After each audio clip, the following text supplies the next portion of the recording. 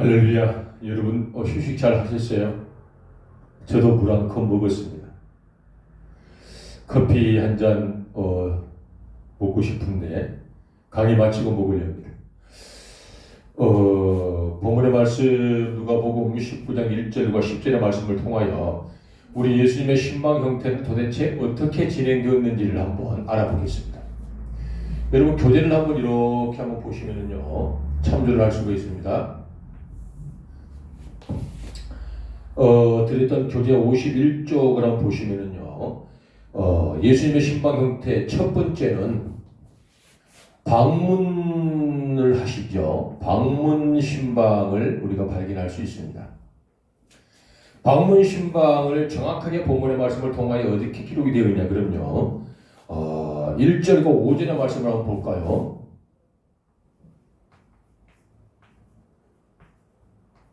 1절과 5절의 말씀을 유심히 봉독하고 읽어보시면은요, 예수님께서 그 삭개오를 만나기 위해서 그곳으로 방문하신 것을 발견하게 되죠. 제가 한번 1절과 5절의 말씀을 교독에 올리겠습니다. 예수님께서 여리고로 들어가 지나가시더라. 여리고로 지나가신 거예요. 일부러 가시는 거죠. 삭개오라 이름하는 자가 있으니 세리장에 또 한 부자라. 삭개오라 이름하는 자가 있는 걸 아신 거예요. 그가 예수께서 어떠한 사람인가 하여 보고자 하되 키가 작고 사람이 말 할 수 없더라. 삭개오도 아신 거예요. 예수님이 어떠하신 분인지. 앞으로 달려가 보기 위하여 돌 모아가며 올라가니 이는 예수께서 그리로 지나가시게 되미로라. 예수께서 그곳에 이르사 쳐다보시고 이르시되 삭개오에 속히 내려오라. 내가 오늘 네 집에 유하여야 하겠다 하시니. 예수님께서 삭개오를 찾아가셨고 소문을 들었던 삭개오 선생님도 예수님을 만나기를 원하였고 그리고 두 분은 급기야 만남을 갖는 뽕나무와 광장에서의 첫 대면이 이루어지는 것이 방문 신방입니다. 본문을 한 장 이렇게 넘겨보시면은요, 교재 52쪽을 한번 볼까요? 52쪽에 보면 우리 예수님의 신방의 그 두 번째는요, 축복 신방으로 이어집니다. 이 축복 신방으로 이어지는 이 말씀은 말씀 5절과 10절까지 말씀이 이제 이렇게 겹쳐지는 거잖아요. 자, 제가 한번 교독에 올릴게요. 5절과 10절입니다. 예수께서 그곳에 이르러서 쳐다보시고 이르시되 삭개오에 속히 내려오라. 내가 오늘 내 집에 유하여야 하겠다 하시니 너희 집에 유하겠다. 너희 집에 가겠다. 축복이 시작되는 거죠. 급히 내려와 즐거워하며 영접하거늘. 예수님을 영접하신 거예요. 누가? 그 집에 오심에 대해 감사하여 삭개오가 예수님을 영접하시는 거죠. 무사람이 보고 수군거에 이르되 저가 죄인의 집에 유하러 들어가도다 하더라. 동네 사람들이 수군대는 거예요. 예수 그리스도께서 인색하고 그다지 소문이 좋지 않는 삭개오 선생님 집에 들어가서 유하시려고 가신 거야. 세상에 저런 사람 집에 잠을 자니 예수님께서 이렇게 모함을 하시는 거죠. 8절의 말씀이죠. 삭개오가 서서 주께 여짜오되 주여 보시옵소서 내 소유의 절반을 팔아 가난한 사람에게 나누어 주고 만일 본인이 누구의 것을 빼앗은 일이 있으면 그 빼앗은 것에 네 갑절을 갚겠나이다. 그 말씀은 빼앗은 적이 없다라는 말이에요. 9절의 말씀에 예수께서 이르시되 오늘 구원이 이 집에 이르렀으니 이 사람도 아브라함의 자손이미로다. 인자가 온 것은 잃어버린 자를 찾아 구원하려 아멘. 할렐루야 아멘.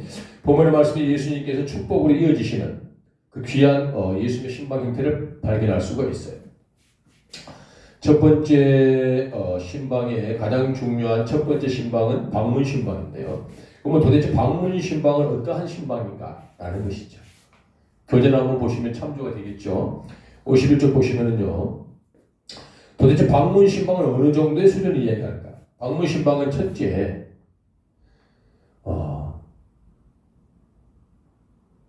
문을 열기 위하여 문고리를 잡는 정도의 상태를 방문 신방이라고 합니다.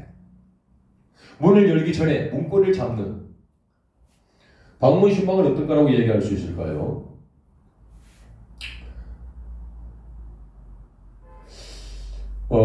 교회 출석을 드문드문하는 분들을 발견하면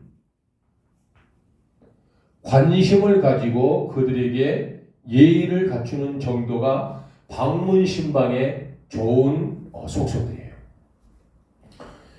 교재 51쪽에 있습니다.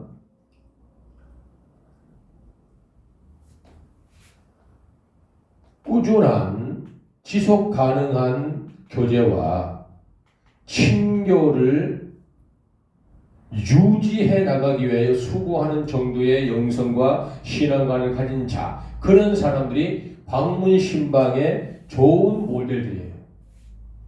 그런 정도가 되어야 축복 신방으로 진행해 나갈 수가 있어요. 어느 날 교회를 출석하여 바라보니까 뜻하지 않게 빈자리를 발견한 거죠. 사람이 굉장히 단순하잖아요. 다니는 길을 다니고 앉는 곳에 꼭 앉는 교인들의 습성이 참 희한해요. 어느 날 저 빈자리가 보인 거예요. 어머, 저 빈자리는 누구가 앉았던 자리인데 어머 어떡하지? 그분이 교회 안 오셨네? 이 상황을 발견하고 그분에게 문자 내지는 전화 정도를 드릴 수 있는 영성과 신앙관을 가진 자, 이 사람들이 방문 신방을 할 수 있는 가장 훌륭한 영성을 가진 분들이에요. 이걸 방문 신방의 시작이라고 하는 거예요. 연락을 한번 해보는 거예요. 어떻게? 어머, 누구누구씨, 할머니, 누구누구 집사님, 왜 오늘 주일날 출석 안 하셨나요? 이런 정도로 지대한 관심을 표명해 보는 정도의 그러한 영성과 신앙관을 가진 자, 이분들을 방문 신방에 아주 훌륭한 영성을 가진 자를 할 수가 있어요. 그리고 우연히 일상적인 생활을 하는데 먼 발치가 되었든 가까운 직원이 되었든지 간에 같은 교회를 만났을 때 굉장한 반응을 보여주며 그들을 사랑한다는 그러한 좋은 모습으로 반겨주는 정도의 성실과 품이 있는 자가 방문 신방의 모든 조건을 갖춘 자라고 할 수 있어요. 두 번째, 예수님이 하시는 축복 신방은 도대체 그럼 어떻게 하셨는지 한번 보도록 하겠습니다. 축복 신방의 형태는요, 52쪽을 한번 이렇게 넘겨보시면 도움을 받을 수가 있고요. 축복 신방은 어떤 것들이냐 그러면 예수님을 우리가 마음으로 믿어 의에 이르렀고요, 입으로 시인하여 구원에 이른 자, 이런 정도를 이미 영혼이 구원된 자를 만나 교제하고 그 집에 찾아갈 수 있는 정도의 담대함을 가진 자를 축복 신방에 좋은 어떠한 이 자질을 가졌다고 할 수가 있겠죠. 다시 말씀을 드리면 예수님을 영접하려고 그 집에 방문할 수 있는 정도의 담대한 능력을 가진 자. 그럼 축복 신방을 어떻게 우리가 해야 되겠죠? 만약 신방을 갔을 때 적어도 그 집안의 과거, 그 가계도라고 하죠. 가계도를 아는 만큼 정도의 정보를 기억해내 기도를 하며 그 가정의 평화와 그 가정의 가계에 흐르는 여러 가지의 모순되어 있는 단점들을 예수님의 이름으로 선포하는 정도의 그러한 질서를 이어가고 유지할 수 있는 정도의 신방을 축복 신방이라고 합니다. 그 다음에 축복 신방을 어떻게 하는 거죠? 담당 사역자, 물론 담임 목사님 될 수도 있고요. 담당하시는 전도사님, 기타 장로님, 또 때로는 권사님, 아니면 특징과 특이사항을 가지고 있는 집사님과 누구든 상관없겠죠. 이러한 담당 사역자들과 동행을 하여 그 집을 방문하는 정도의 과정을 축복신방이라고 합니다. 그러면 방문한 담당 사역자들과 관계자들은 무엇을 해야 되냐라는 것이죠. 거기서 단순하게 친교하고 어떠한 담수를 하는 정도를 축복신방이라고 하지 아니하고요. 본문의 말씀을 통하여 예수님께서 삭개오 집의 유함으로 말미암아 영혼을 구원하고 그가 예수님으로 거듭나 아름다운 축복의 통로로 바뀌었던 과정들처럼 담당 사역자와 관계자들은 그 집에 가서 반드시 예수 그리스도를 알리고 선포하고 보이고 증거하는데 게으르거나 인색해서는 되지 아니하고요. 이 말씀을 더욱더 디테일하게 얘기한다면 예배를 드리는 것이 당연한 것이고요. 적어도 예배가 아니라면 찬송 내지는 여러 가지 성경 말씀으로 이들을 위로하고 격려하는 정도를 축복신방이라고 할 수 있습니다. 또한 할 수 있으면 이 축복신방에 조금 더 전략적으로 발전이 되어서 할 수 있다면은 비치해간 교회의 어떤 홍보물 또한 늘 들고 다니고 계시는 교회 등록 카드 정도를 제시하여 유사시에 교회에 올 수 있는 체크를 받아보는 정도를 축복 신방이라고 할 수 있죠. 이 예수님의 형태는 그런 겁니다. 신방의 형태는 우리가 단순히 방문을 할 수도 있어요. 이런 정도로 직간접적 관심을 갖는 정도. 두 번째는 축복 신방인데 축복 신방은 리얼한 현실이죠. 그 집에 방문하여 말 그대로 예수님이 삭개오 집에 유했던 것처럼 그 집에서 예배와 말씀과 찬양과 기도와 여러 가지 교회의 어떤 요구와 상황들을 제시하고 그리고 공감할 수 있는 영적인 성장을 요구하는 것이 축복신방이라 할 수 있습니다. 여러분 이제 교재 한쪽을 보면은요 이 내용을 조금 보완할 수 있는 그런 어떤 메시지가 있는데요. 여러분 혹시 신앙생활을 하다 보면 참 아이러니하게도요 그 인격적인 마찰이 굉장히 많이 되는 게 우리가 많이 볼 수가 있는데요. 인격적인 이 부분에서 우리가 한번 이렇게 전도자의 관점에서 보는 것이에요. 한번 짚어보는데요. 전도자는요 가장 조심해야 될 인격적 성향이 어떤 거냐 그러면 하인형 인격을 버려야 돼요.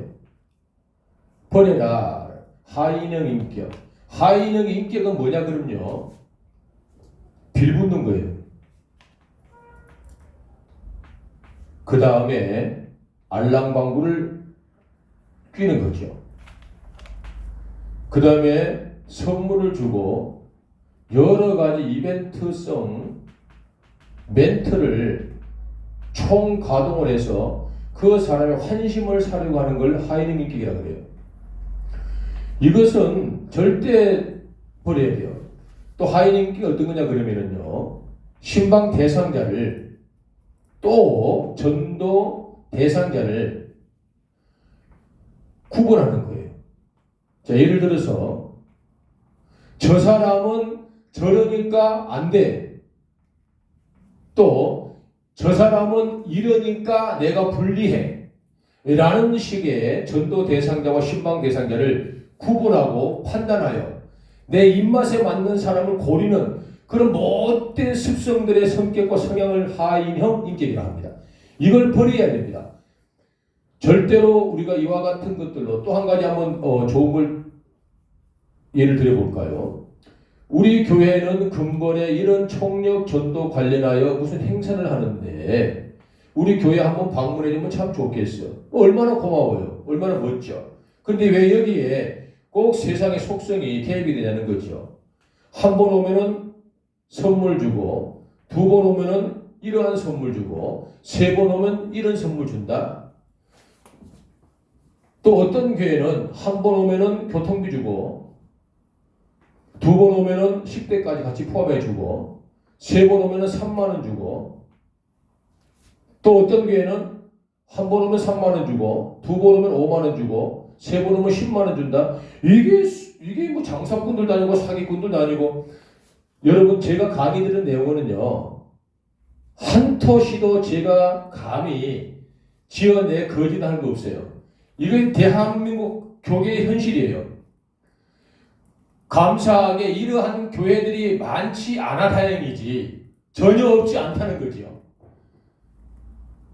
6개 지역에 지금 강의를 듣고 있는 우리 사랑하는 믿음의 대원들 여러분들 섬기는 교회는 그리 아니한 줄 알아요. 그런데 적지만 상당한 교회가 이와 같은 기가 막힌 하이닝 인격에 빠져가지고 어떻게든 사람의 육신만 들고 교회 오는 것이 최장수지요. 그 방법이 성경을 위배해도 상관없고요. 사람에게 품이 없다라고 욕을 먹어도 상관없고요. 반짝이는 반딧불처럼 빛 좋은 개살구처럼 그냥 하루아침에 이벤트라도 상관없어요. 아주 일장춘몽이죠. 그냥 꿈을 꾸고 마는 거예요. 그런 것들을 전도라고 하고 교회 수가 늘어난다고 하여서 수많은 지역민들에게 엄청난 예산 낭비를 하고 지탄을 받는 게 대한민국 교계의 상당한 현실입니다. 이걸 하이닝 인격이라고 합니다. 이걸 버려야 돼요. 그러면 전도자는 진짜 인격을, 어떤 인격을 우리가 갖추어야 될까라는 것이죠. 진짜백의 인격 말이죠. 전도자의 진짜 인격은요, 갖추어야 할 진짜 중요한 인격이죠. 어찌 보면 당연한 것처럼 어려운 게 없잖아요. 정상적인 게 가장 행복하더라. 알고 보니까 평범한 삶이 가장 아름다운 삶이더라.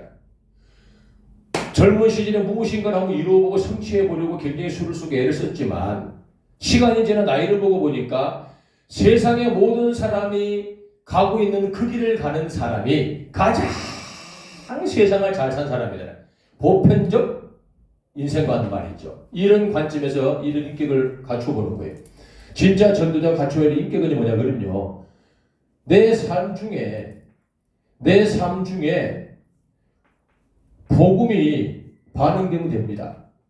예수 그리스도가 내 삶의 행동으로 반응되면 돼요. 예수님이 내 인생 여정과 내 말과 여러 가지 성품 중에 예수님의 성품이 반응이 되면 됩니다. 그러면은 진짜 전도자가 가져야 할 인격을 갖추는 거죠. 또 아주 중요한 내용인데요. 지역 시민들이, 지역민들이잖아요. 내가 살고 있는 지역, 현연, 학연, 지연이 있고요. 많은 알고 있는 사람들이 있는 그 내가 머무르고 거주하는 그 지역의 지역민들에게 인정받는 사람이면 전도자가 갖춰야 할 인격을 갖춘 사람이에요. 아니, 전도 대상자에게도 인정을 받지 못하고 내 혈연에게도 크리스찬으로서 인정을 받지 못하고 내 학연과 많은 사람들에게도 교회 다니는 사람으로서 직분자로서 인정과 존중을 받지 못하는 사람이 어떻게 예수님을 반응할 수 있겠냐라는 것이죠. 이와 같은 것들을 저희들이 많이 알고 있어도 굉장히 실천하기가 어려운 부분들이 인격을 갖추는 것들이에요. 신방이 이와 같은 것들이잖아요. 저희들은 예수님을 모방할 수밖에 없어요. 우리 예수님을 흉내내는 것이 가장 위대한 가치예요. 예수님을 흉내내는 데 있어서 가장 중요한 방문신방, 축복신방을 이루기 위해서 가장 중요한 전도자들의 인격, 이 하인의 인격을 버리는 것과 또 진짜백의 전도자의 인격을 갖추는 것, 이 두 가지는 반드시 있어야 됩니다.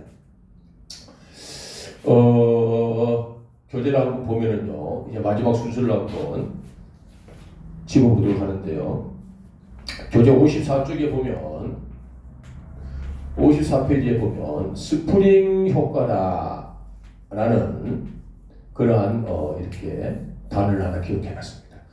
이 스프링 효과는요, 그냥 학문적인 것이 아니에요. 이것은 뭐 전문 용어도 아니고요.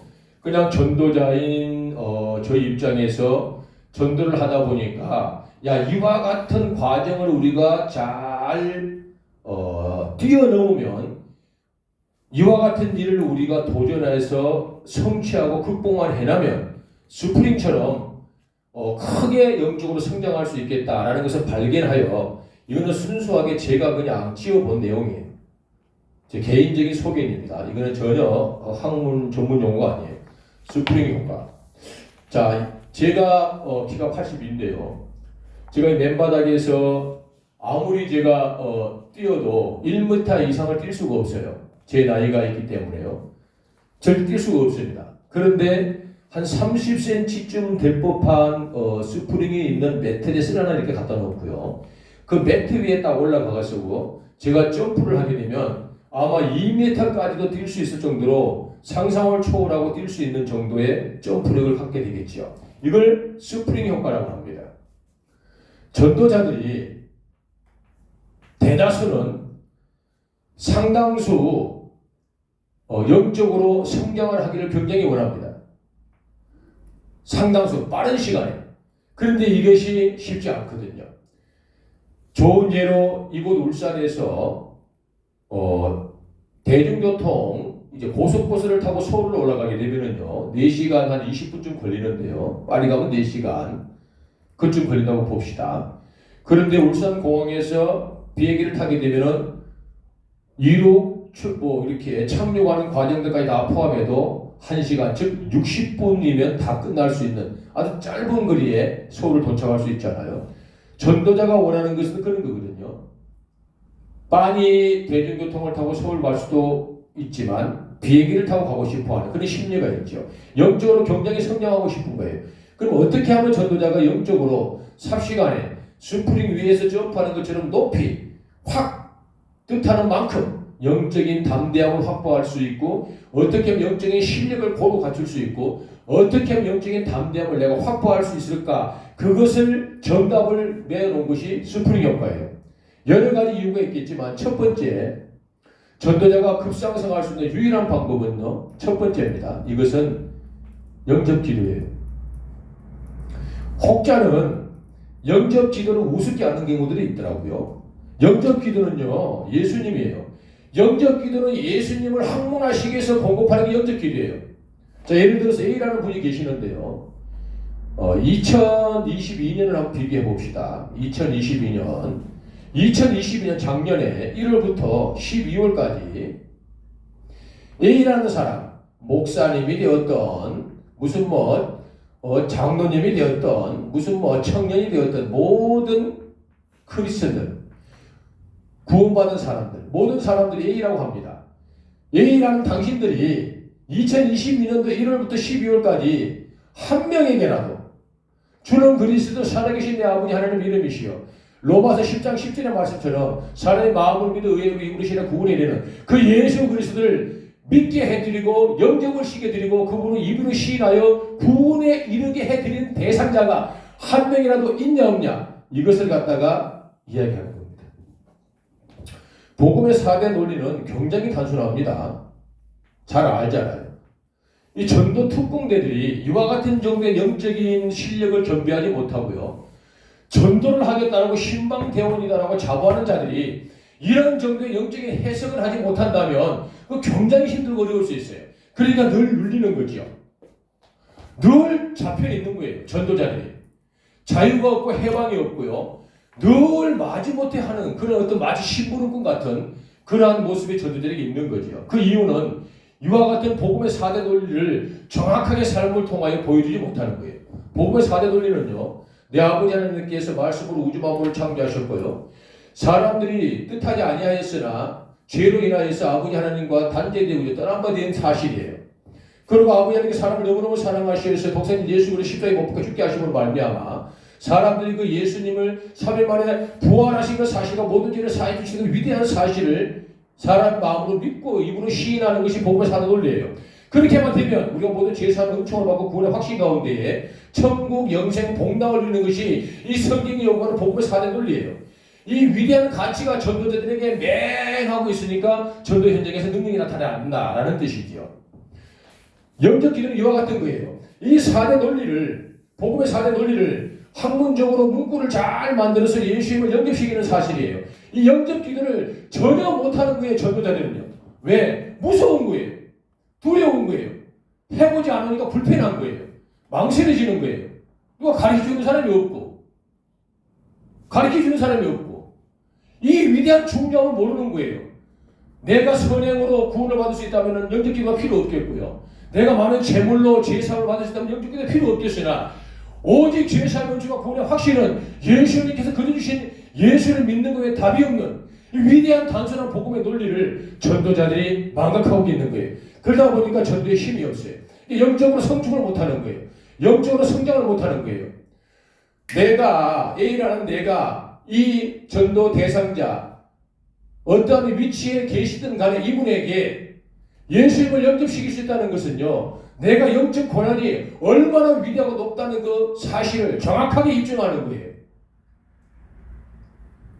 사랑하는 내 친구 재중아, 나의 모습을 통하여서 너가 예수님을 알고 교회에 왔어. 참 중요하지만 그래도 그보다 더 중요한 건 예수님을 내가 마음으로 믿고 입으로 시인하는 게 가장 중요해. 그래 영혼이 되어지는 거야. 교회 온다고 제사함 받는 건 아니야. 예수님을 믿는 거면 답이 없어. 친구야, 나 손을 잡아라. 그리고 친구의 손을 잡고 이렇게 기도를 하는 거지요. 사랑 내 친구가 나를 따라하면 참 좋겠다. 하나님, 저는 죄인입니다. 뜻하지 아니하였으나 그릇에 지었던 죄들을 이 시간에서 이들이 생각합니다. 낱낱이 내 아버지 안에 고백합니다. 또 어리석어 깨우치지 못하고 고백하지 못한 모든 죄들을 날 위하여 살찌고 피 흘려 십자가에 못 박혀 죽임을 당하신 예수님, 삶 안에 부활하시고 죽음의 권세를 깨뜨리시고 산재의 천년을 만드시고 부활하신 우리 예수님을 내가 이제 마음으로 믿어 의에 입으시는 구원을 받기로 나와 예수님을 내가 영접하고 주인으로 모셔드려오니 영원히 성령 하나님께서 종의 영혼을 보존하시고 예수님을 영원히 내가 주인으로 고백하는 그런 구원이 죄사의 은총이 내게 있게 하시기를 원합니다. 내가 예수님을 주인으로 영접합니다. 나의 영혼이 주인이 되어 주십시오. 예수님 이름으로 기도 올립니다. 아멘. 이 대단히 짧은 문구가 예수님을 학문으로 정리하여 영접을 시키는 위대한 4대 복음의 4대 논리라는 것입니다. 이게 스프링 효과입니다. 아무리 신앙생활을 오래 해도요, 아무리 뛰어난 달란트가 있어도요, 아무리 세상의 어떤 부러워하는 좋은 것들을 갖추어도요, 영적으로 성장한다는 보장은 없어요. 부끄러운 분들 많잖아요. 우리가 가슴에 손을 얹고 한번 이렇게 생각해 보는 거예요. 도대체 뭘 하고 있는지 말이죠. 세상에 여러분 참 빗대어 죄송하지만 빚 좀 개설군이라는 말도 있어요. 빚 좀 개설군가 직분이 뭐가 중요합니까? 아버지 하나님께서 그리스도의 몸을 이루기를 원하여 세워놓은 거룩한 그 구분되어 있는 과정들이고요. 그리고 그 구분되어 있는 과정 중에 가르침과 지도와 인도와 섬김과 무엇들을 공급해내기 위하여 아버지가 필요에 따라 세우신 그 직분인 것이죠. 어떤 직분이라 하여서 영적으로 성장했다는 보장은 없고요. 어떤 직분을 가졌다 그래서 영적으로 내가 탁월한 능력이 있다라고 할 수도 없는 거예요. 영적인 능력은 오직 예수님을 영접시킬 때 주어지는 놀라운 비결이에요. 1번이죠. 1m밖에 뛸 수 없는데 스프링 위에 올라가니까 3m를 뛸 수 있는 거예요. 내가 영적인 실력과 영적인 능력이 1m밖에 안 되는데 삽시간에 3m로 점프할 수 있는 유일한 것은 1번 영접 기도를 쉬겨보는 거예요. 담대함을 훈련해보는 거예요. 두 번째, 스프링 효과의 가장 중요한 두 번째는요, 선포권을 회복하는 거예요. 선포권은 있잖아요. 내게 주신 암의 의사에게 주신 마피아와 같은 거예요. 저분이 탁월한 능력이 은혜가 된다? 훌륭하지요. 그러나 그분이 훌륭함을 만들었던 훌륭함의 가치는 예수 그리스도를 선포했었던 위대한 선포권의 능력이 반응하는 거예요. 선포를 하지 못하는 자, 예수의 이름을 입으로 시인하지 못하는 자, 예수의 이름을 입으로 공개하지 못하는 자, 예수의 이름을 내가 그 어떠한 대상과 여러 가지 영체에게 예수의 이름을 던지지 못하는 자는 늘 언제나 영적인 실력을 쌓아나기가 어렵다. 말씀을 정리합니다. 교재 53페이지에 보면 스프링 효과라고 기록되어 있는데요. 스프링 효과는 빈곤한 나의 영적 실력과 나의 영적 능력을 향상시키는 좋은 방법이다. 첫 번째, 영접 기도를 통하여서 복음의 4대 논리를 내 삶에 적용한다. 그리고 그들이 예수를 영접함으로 말미암아 영혼을 구원되는 놀라운 과정을 지켜보고 내 마음에 흡족한 성령과 교제하는 것이 첫 번째. 두 번째는 예수님을 반응하는 것이지 행동으로 입으로 예수님을 시인하는 거예요. 선포하는 거지요. 공중곳에 잡은 것들, 이 폐간 더러운 이 음란한 것들, 모든 귀신의 성것들, 내가 나셔리 예수를 명하니 너희들에게 예수의 보혈을 피를 뿌리니 너희들 떠나갈지어다. 성경의 원리처럼 모든 병자에게 손을 얹는 나으리라. 예수님을 선포하니 눌린 자는 자유를 받을지어다. 예수님을 선포하니 병은 떠나갈지어다. 이와 같은 위대한 선포권이 입에 있는 자가 전도자다. 그렇게 말씀을 마치도록 하겠습니다. 오늘까지 이제 191차 두 번째 주 다섯 번째 시간을 마쳤습니다. 전도 현장에 좀 나가고 이렇게 뛰어야 되는데 조금 열악한 환경들 때문에 좀 아쉬움은 있지만요. 각자 머무는 자리에서 최선을 다해 영혼을 구원하고 복음을 전하는 그리하여 열매를 맺는 전도자가 되기를 소망하고요. 다음 주 목요일 날 세 번째 주 첫 시간을 통해 만나도록 하겠습니다. 기도드리겠습니다. 내 아버지 하나님 감사합니다. 오늘 예수님 수고하셨습니다. 광주 완도 고맙습니다. 또 수원 고맙습니다. 순천 관양 여수 고맙습니다. 믿음의 대원들 노래가수 수고하시기를 원합니다. 주어진 짧은 시간과 햇살이 따갑도록 아버지 하나님께서 간절한 마음으로 우리에게 능력을 비춰주고 계십니다. 달려 뛰어가 사람을 살리고 싶고 영혼을 구원하여 소선의 풍요로운 복을 누리는 거룩한 전도 특공대가 되기를 간절히 소망합니다. 다가올 세 번째 주 목요일 금요일 날 또 부족한 종 열심히 준비하여 무릎으로 여러분들을 배우기를 청합니다. 오직 하나님께 영광과 찬양과 존귀를 세세무궁토로 돌립니다. 영광 받으실 예수님 이름 받들어 감사함에 간절히 기도 올리옵나이다. 아멘. 수고들 하셨습니다. 감사합니다. 오늘 한 줄만요. 아니 아까 했어. 너 피곤해가지고 좀 빨리 하고. 했어요? 좀 힘들어서.